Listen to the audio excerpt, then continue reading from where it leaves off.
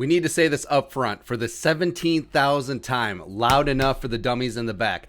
Do not trade Danielle Hunter. Work this out. Pay Danielle. Do whatever you have to do. I think the Vikings need to have 99 in purple if they want to hoist a Jerome Barty at the end of the season. He's an elite pass rusher in his prime.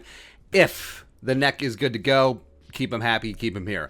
But if the situation is untenable, you got to put your big boy pants on and deal with it. It's a business, and it is what it is. And I know that fans are, well, if you trade Danielle Hunter, I want at least 3 first-round picks and a little bit more, or nothing else. I want garlic bread, toasted. If it's burnt, I send it back. But it's probably not how it's going to work. It's like a jabroni walking into Pawn Stars that wants $2 million for a used JFK Kleenex. It ain't going to happen. And if you look at recent blockbuster player trades, Vikings are definitely not getting the Tunsil deal. Probably not even getting Jalen Ramsey or Khalil Mack given the circumstances.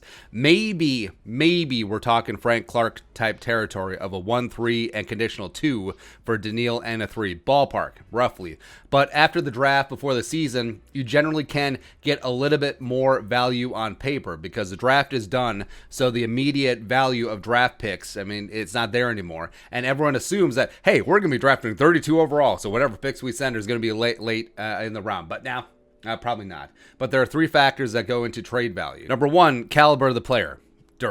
And if healthy, Danielle is the 50 cal of edge rushers. Massive, and he will F you up.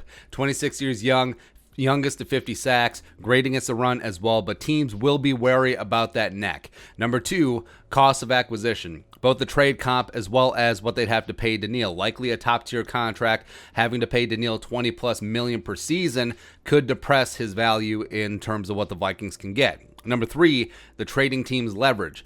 Vikings have plenty. Danielle is under contract for 3 years. They can walk away from the trade negotiation table. They can play hardball. They do not need to move him for peanuts. He's 26 years old, and they have control, so they can wait. And they may be waiting for a while because it's a unique complication with the Danielle situation. Number 1, obviously the neck is a gamble, but it would be such a Raiders thing to trade 2 1s and change, pay Danielle, and then he's never the same player again. It's possible. Number 2, Danielle and his camp have not firmly said that they want to trade, but also he hasn't smothered any of the embers that he's unhappy either. So say Danielle skips mandatory minicamp coming up on June 15, which at this point seems a likelihood.